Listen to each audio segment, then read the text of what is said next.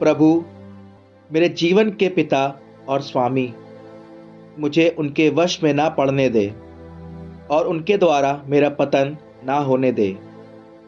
कौन मेरे विचारों पर कीड़ों का अंकुश लगाएगा और मेरे हृदय पर प्रज्ञा का अनुशासन, जिससे मेरे अपराधों की अनदेखी ना हो और मुझे अपने पापों का दंड दिया जाए। कहीं ऐसा ना हो कि मेरे अपराधों में वृद्धि हो, मेरे पापों की संख्या बढ़ती जाए, मैं अपने विरोधियों के हाथ पड़ूं और मेरा शत्रु मुझ पर हंसे। प्रभु, मेरे जीवन के पिता और ईश्वर, मुझे उनके वश में ना होने दे। मुझ में अहंकार ना आने दे और लालच मुझसे दूर कर। मुझ पर पेटूपन और वासना का अधिकार ना होने दे और मुझे प्रबल मनोवेगों का शिकार ना बनने दे।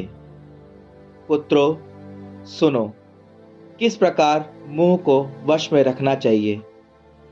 जो इस शिक्षा का पालन करता है वह कभी नहीं फंसेगा। पापी अपने होठों का शिकार बनता है, निंदक और घमंडी का इसी कारण पतन होता है। अपने मुंह को शपथ खाने का आदी मत बनने दो, इस प्रकार बहुतों का पतन होता है। परम पावन ईश्वर का नाम मत लिया करो, नहीं तो पाप से नहीं बच सकोगे। जिस प्रकार वह नौकर कोड़ों की मार से नहीं बचेगा, जिस पर निरंतर निगरानी रखी रहती है, उसी प्रकार वह व्यक्ति पाप से नहीं बच सकेगा जो हर समय शपथ खाता और परम पावन का नाम लेता है। जो व्यक्ति बार बार शपथ खाता वह अपराध करता जाता है और उसके घर पर से दंड नहीं हटेगा। यदि वह बिना सोचे समझे शपथ खाता है तो उसे पाप लगता है। यदि वह उसे तुच्छ समझता तो वह दुगना पाप करता है।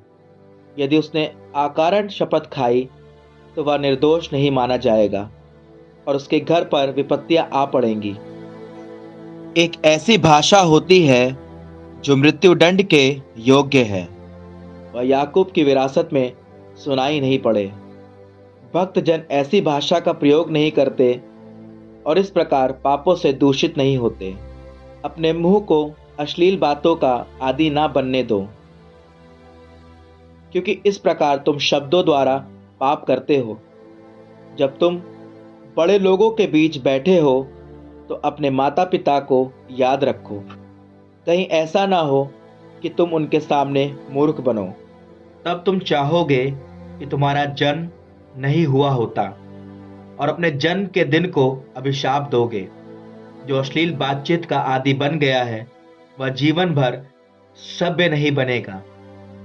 दो प्रकार के लोग पाप करते जाते हैं और तीसरे प्रकार के लोग अपने ऊपर ईश्वर का क्रोध बुलाते हैं।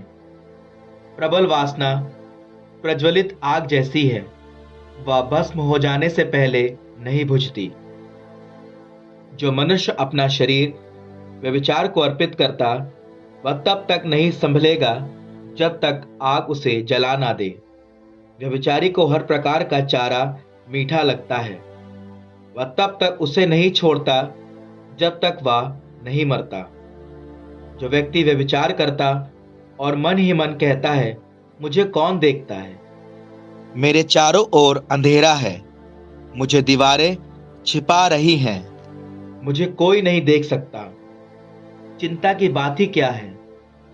सर्वोच्च प्रभु मेरे पापों पर ध्यान नहीं देगा। वह नहीं समझता कि उसकी आंखें सब कुछ देखती हैं। वह मनुष्यों की आंखों से डरता और नहीं जानता कि प्रभु की आंखें सूर्य से कहीं अधिक प्रकाशमान हैं। वे मनुष्यों के सभी मार्ग देखती और गुप्त से गुप्त स्थानों तक पहुंचती हैं। प्रभु ईश्वर सब वस्तुएं उनकी सृष्टि से पहले जानता और उनके बनने के बाद भी उन्हें देखता रहता है। व्यभिचारी को नगर के चौकों पर दंड दिया जाएगा और वह उस समय पकड़ा जाएगा जब उसे उसकी कोई आशंका नहीं। वह सबके सामने कलंकित होगा क्योंकि उसे प्रभु पर श्रद्धा नहीं थी।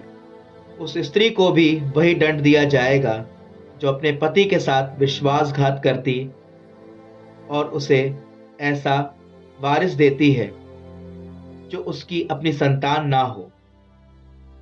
उसने सर्वोच्च प्रभु की संहिता का उल्लंघन किया, अपने पति के साथ अन्याय किया, व्यभिचार के कारण दूषित हो गई और परपुरुष की संतान को उत्पन्न किया।